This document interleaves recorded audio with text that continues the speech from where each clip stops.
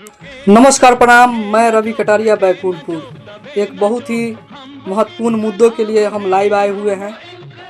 आप लोग को बता दें कि ये जो भारत में निकम्मी सरकार है, जो SC ST OBC and minority बहुजन समाज के पक्ष में जो भी कानून बन रहे हैं, जो उनके अधिकार है, ये अधिकार को खाया जा रहा है, इसको धरातल पर लागू नहीं कर रहा है। तो इसके खिलाफ में 17 तारीख को यूजीसी के सपोर्ट में 10 बजे दिन में बैकुंठपुर में एक महा रैली यानी आंदोलन की दिन रखा गया है।